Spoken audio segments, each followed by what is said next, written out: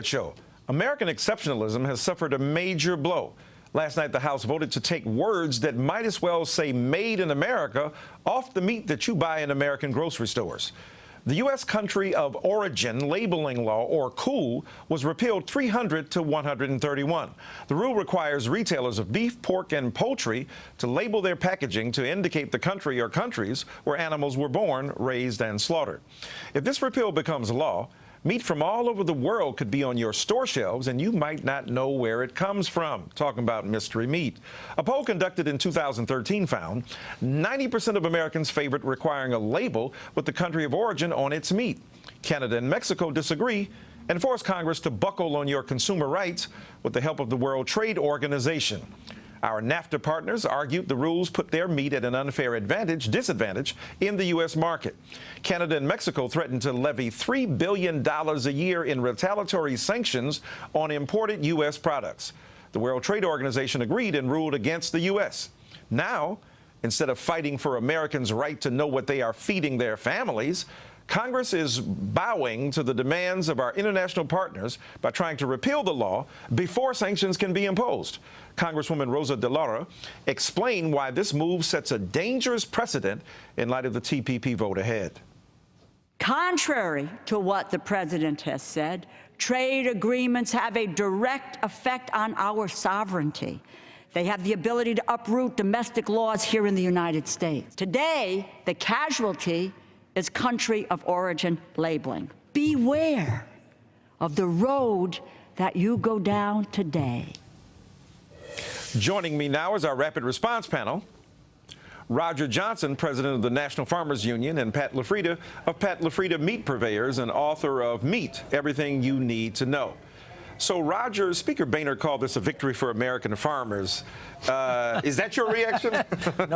No, it is not. You guys feel victorious here? No, I tell you, National Farmers Union was one of the leading organizations for the last almost 3 decades, fighting for country of origin labeling, for the consumer's right to know where their meat comes from, because producers in America are proud of what they do, what they produce, and they want consumers to know. But it's not just pride, is it? Is it also about quality control? It's about a whole bunch of things. It's quality control, it's food safety, it's you name it. I mean, people want to know where their food comes from. I mean, if what the House passed last night were to become law, we could technically be having Chinese chicken come in here without even knowing that it's Chinese chicken. Right. And that makes a big difference to people who consume it. I think most people would be rightly concerned about that. Right.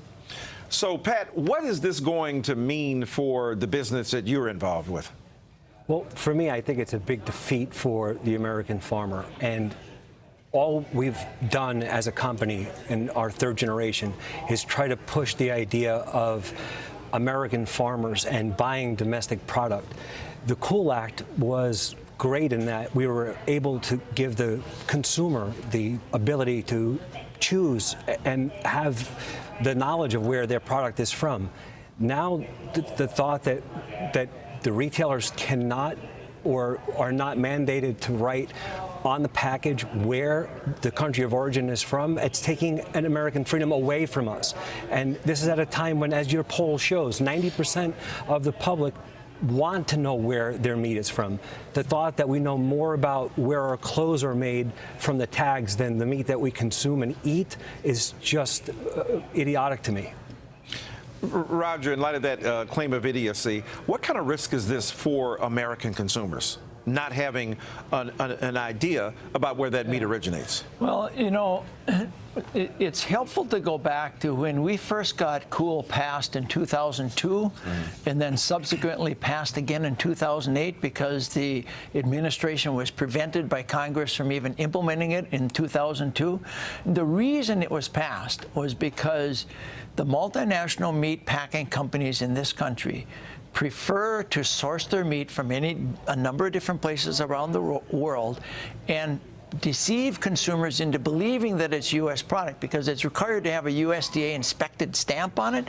So consumers would see that and they'd think that it was a product of Canada or a product of South America or a product wherever in the world. If it had that USDA stamp on it, they would think it was a U.S. product. The very fact that consumers were being deceived and that producers in America were facing depressed prices as a result of this deceptive act on the part of the packers is really what led Congress to put this law in place to begin with. That's what the packers want to go back to, is that ability to source from any place in the world, mix the product up to whatever specifications they prefer, and along the way, I mean, who knows what we're going to end up eating. Yeah, that's a tremendous. So Pat, some of the biggest U.S. I know you want to chime in on that, but I want to ask you, some of the biggest U.S. food and beverage companies supported repeal of this labeling law. Give us a sense of why and how it's going to benefit. How it's going to benefit from that. Well, the reason that they want it repealed is because it's less expensive. It's less expensive to bring in product from other countries, obviously.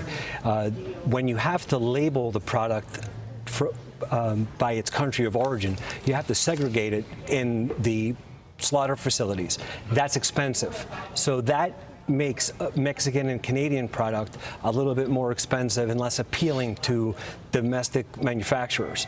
But this is a capitalist market, so I think that the 90% of the American public wants American product, then that should be the driving force.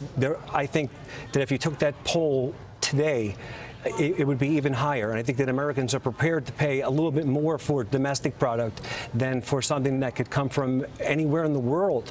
And just the fact that they have that knowledge gives us that much more freedom. I think that if this is repealed, there is a way around the Coal Act. And that has to do with the consumer. If the consumer is educated and in that they demand from retailers domestic product, then the retailers will have no option other than to put their own labeling on the product that says it's domestic. And that will drive back towards some sort of labeling so that there's some sort of traceability to the country of origin. Well, I want to ask both of you, what about the money involved here? What about the $3 billion? What could we have done about that fine? We could have extracted that from the billions of dollars we make from pork in one state alone, right? So tell us about how we could have dealt with it. Sure. So first of all, this $3 billion is a threat on the part of Canada and Mexico. It is totally disproven at this point. I mean, the real shame of what the House did was they interceded wanting to throw out the law before the WTO process is even over. The step that we're in with the WTO right now is the WTO said, okay, the way we were labeling it here violated the WTO rules. But they've got about a 2 to 3, maybe 4-month window now where Canada and Mexico have requested the right to retaliate. That's that $3 billion. The U.S. now has a right to go to arbitration at the WTO and say to the Canadians and Mexicans, prove that you lost money. The fact of the matter is there was just a study done by Auburn University's Dr. Robert Taylor who looked at the markets before COOL was put in place and the markets after COOL was put in place and concluded that there was zero economic impact to the Canadian or Mexican beef industry, either in terms of import numbers or in terms of prices. That information the U.S. would be able to present, and we'll find out whether that $3 billion is going to be something being bigger against COOL ain't pretty cool at all. That's right. All right. Roger Johnson and Pat LaFrieda, thank you so much for your time.